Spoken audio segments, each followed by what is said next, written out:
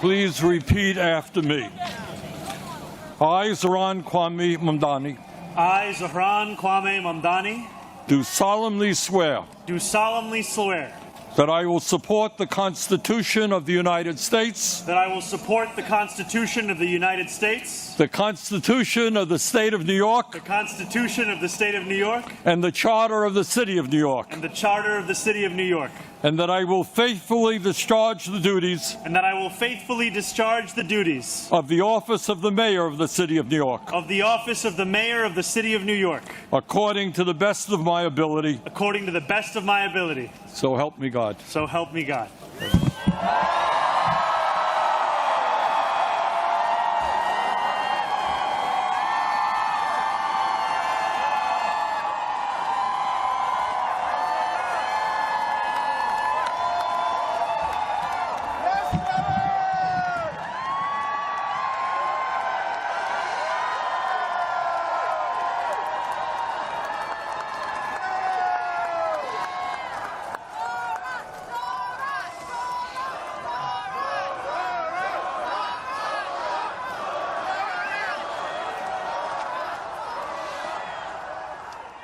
My fellow New Yorkers,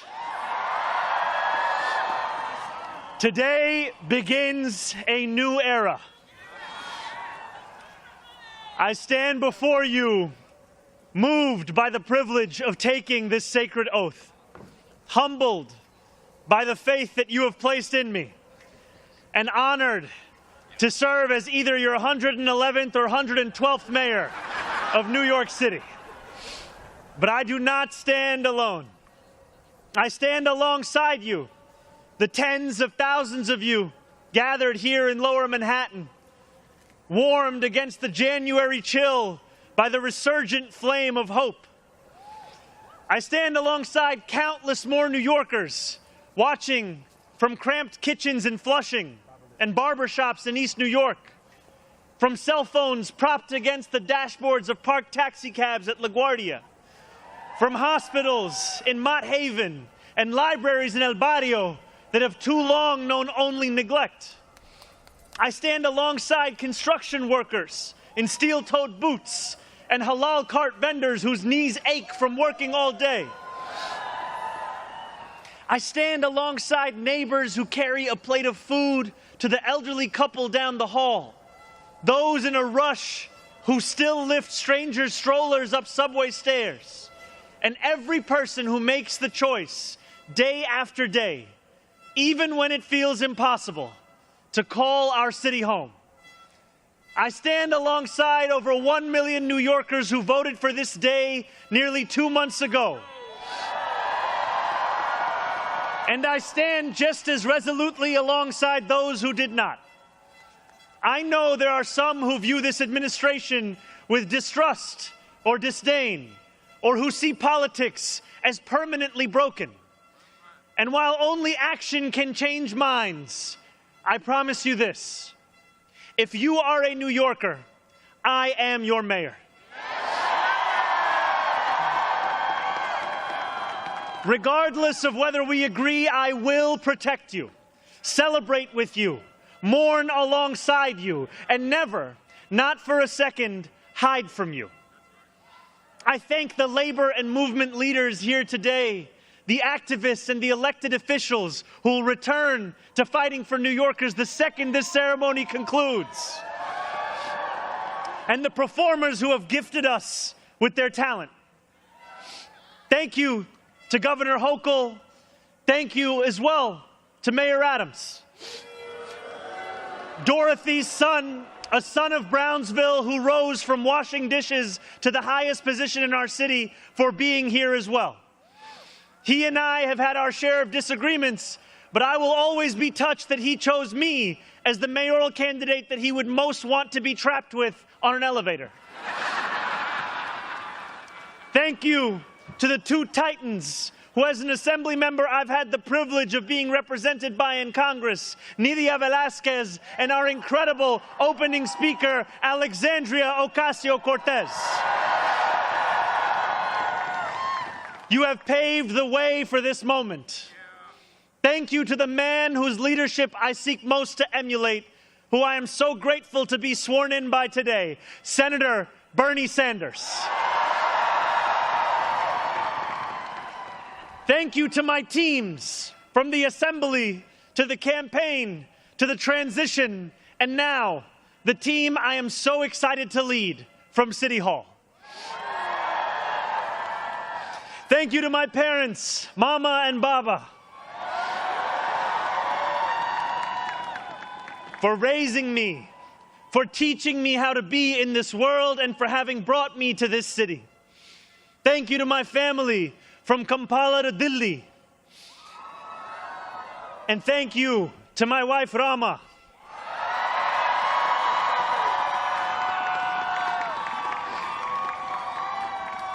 For being my best friend and for always showing me the beauty in everyday things. And most of all, thank you to the people of New York. A moment like this comes rarely. Seldom do we hold such an opportunity to transform and reinvent. Rarer still is it the people themselves whose hands are the ones upon the levers of change.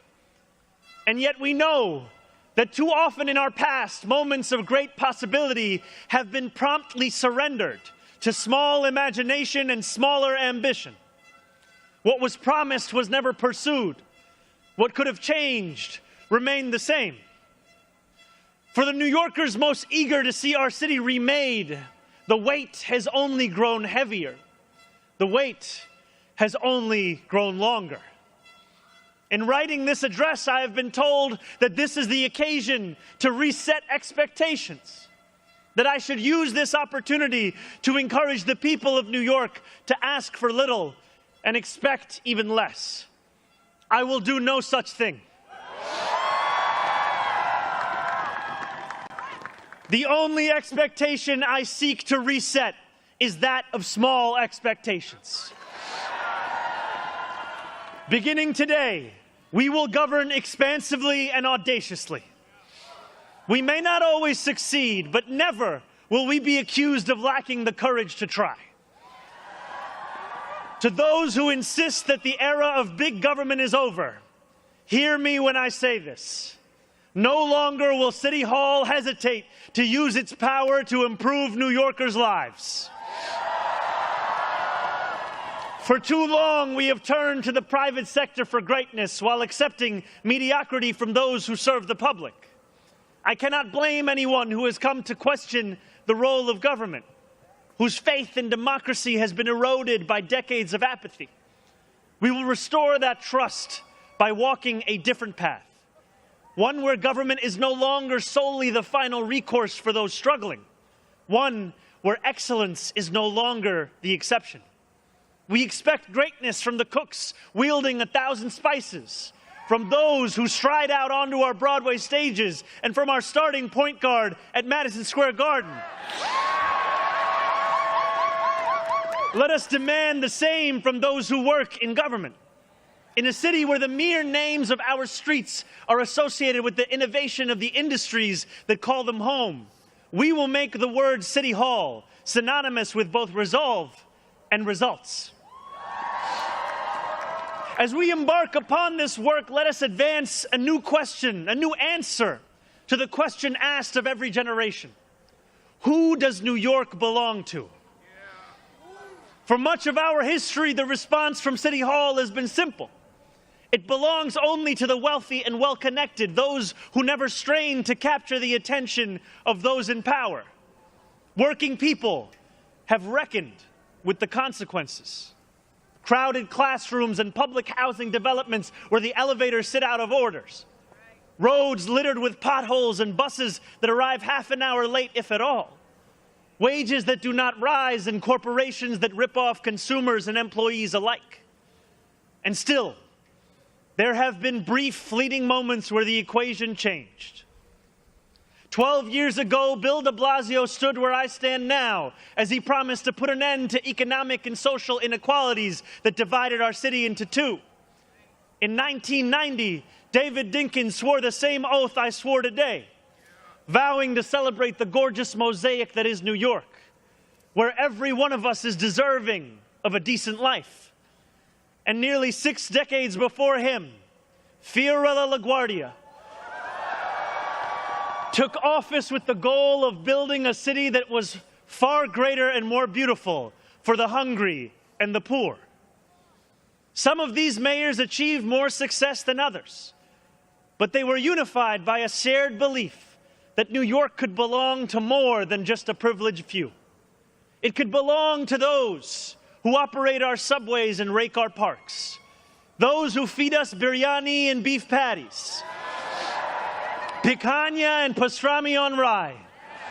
And they know that this belief could be made true if only government dared to work hardest for those who work hardest.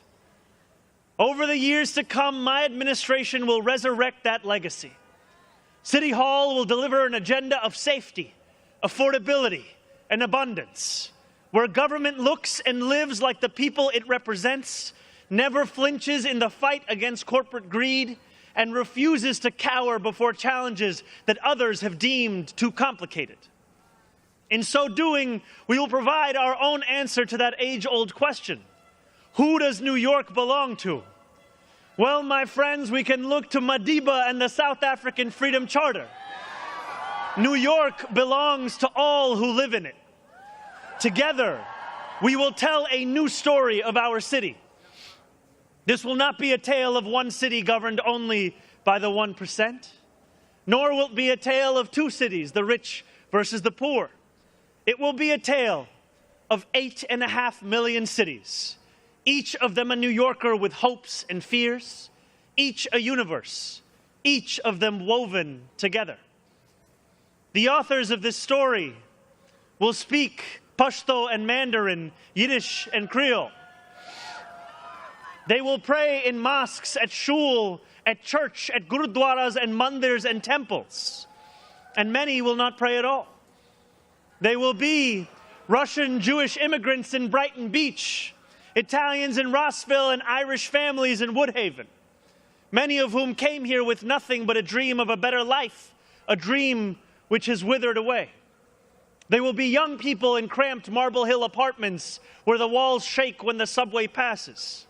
They will be black homeowners in St. Albans, whose homes represent a physical testament to triumph over decades of lesser-paid labor and redlining. They will be Palestinian New Yorkers in Bay Ridge,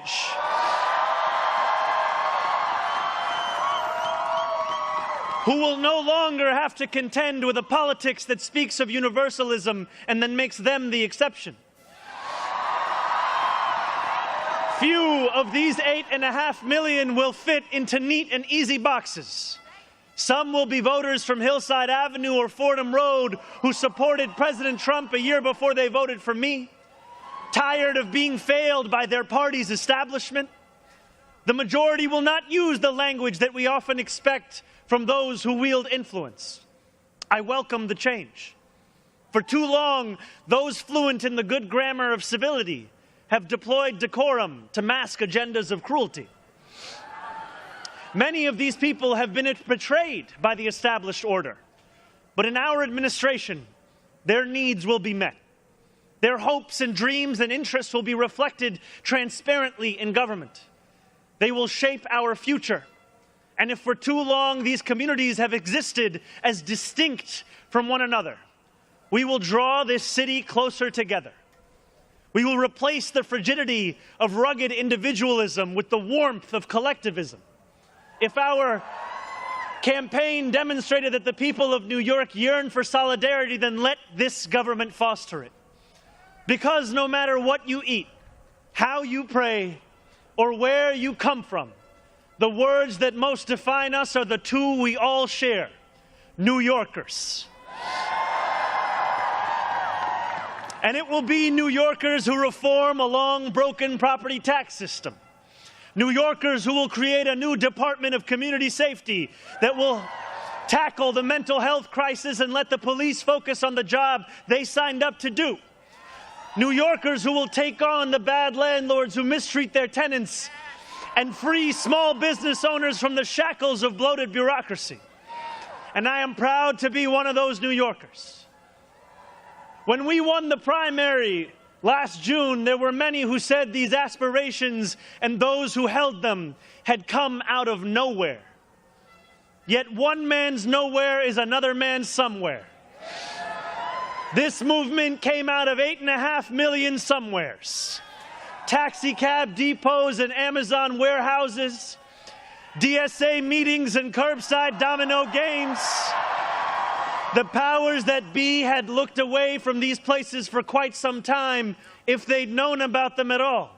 So they dismissed them as nowhere. But in our city, where every corner of these 5 boroughs holds power, there is no nowhere and there is no no one. There is only New York and there are only New Yorkers. 8.5 million New Yorkers will speak this new era into existence. It will be loud. It will be different. It will feel like the New York we love. No matter how long you have called this city home, that love has shaped your life. I know that it has shaped mine. This is the city where I set land speed records on my Razor scooter at the age of 12. Quickest 4 blocks of my life.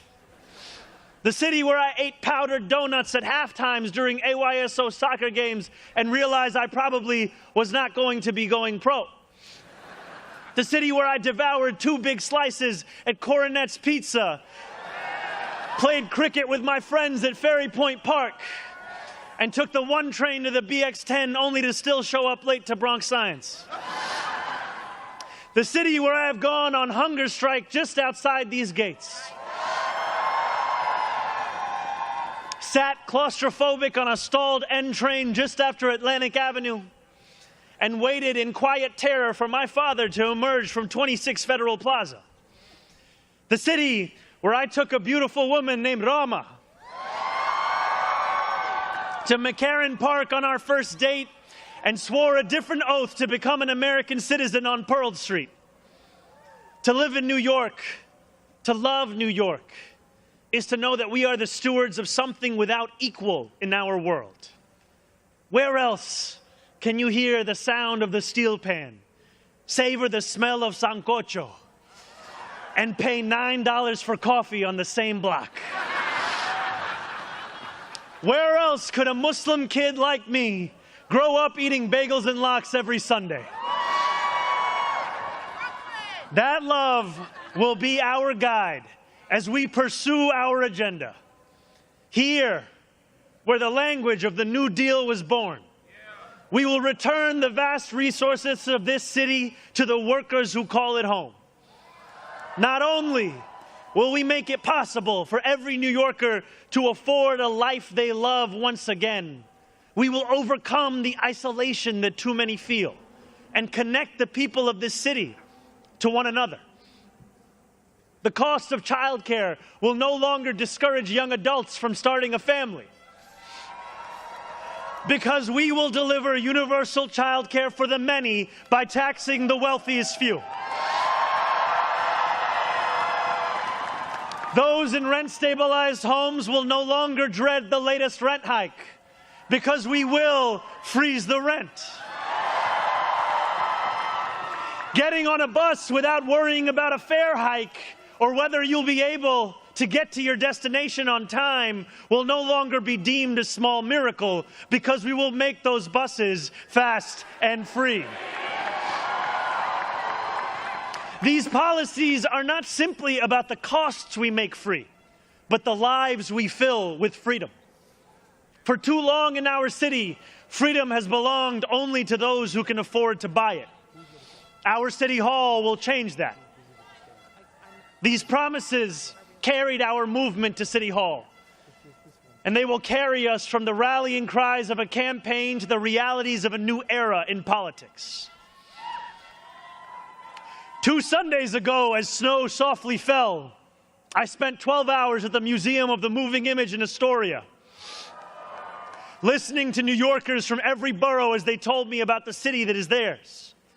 We discussed construction hours on the Van Wyck Expressway and EBT eligibility, affordable housing for artists and ICE raids. I spoke to a man named TJ who said that one day a few years ago, his heart broke as he realized that he would never get ahead here, no matter how hard he worked. I spoke to a Pakistani auntie named Samina, who told me that this movement had fostered something too rare, softness in people's hearts. As she said to me in Urdu, "Logo ke dil badal gaye hain." 142 New Yorkers out of 8.5 million. And yet, if anything united each person sitting across from me, it was the shared recognition that this moment demands a new politics and a new approach to power. We will deliver nothing less as we work each day to make this city belong to more of its people than it did the day before. Here is what I want you to expect from the administration that this morning moved into the building behind me. We will transform the culture of City Hall from one of no to one of how. We will answer to all New Yorkers, not to any billionaire or oligarch who thinks they can buy our democracy. We will govern without shame and insecurity, making no apology for what we believe. I was elected as a democratic socialist, and I will govern as a democratic socialist.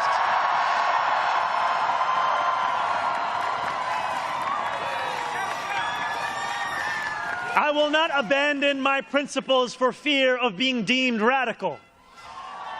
As the great senator from Vermont once said, what's radical is a system which gives so much to so few and denies so many people the basic necessities of life. We will strive each day to ensure that no New Yorker is priced out of any one of those basic necessities. And throughout it all, we will, in the words of Jason Terrence Phillips, better known as Jadakiss or Jay to the moi, be outside. Because this is a government of New York, by New York, and for New York.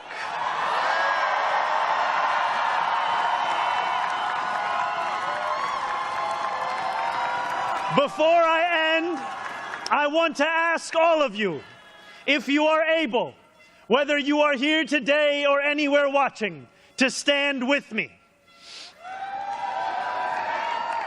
I ask you to stand with us now and every day that follows. City Hall will not be able to deliver on our own. And while we will encourage New Yorkers to demand more from those with the great privilege of serving them, we will encourage you to demand more of yourselves as well. The movement we began over a year ago did not end with our election. It will not end this afternoon. It lives on with every battle we will fight together. Every blizzard and flood we withstand together. Every moment of fiscal challenge we overcome with ambition, not austerity, together. Every way we pursue change in working people's interests rather than at their expense, together. No longer will we treat victory as an invitation to turn off the news. From today onwards, we will understand victory very simply. Something with the power to transform lives, and something that demands effort from each of us every single day. What we achieve together will reach across the 5 boroughs, and it will resonate far beyond. There are many who will be watching. They want to know if the left can govern. They want to know if the struggles that afflict them can be solved. They want to know if it is right to hope again. So standing together with the wind of purpose at our backs, we will do something that New Yorkers do better than anyone else. We will set an example for the world. If what Sinatra said is true, let us prove that anyone can make it in New York and anywhere else too. Let us prove that when a city belongs to the people, there is no need too small to be met, no person too sick to be made healthy, no one too alone to feel like New York is their home. The work continues. The work endures. The work, my friends, has only just begun. Thank you.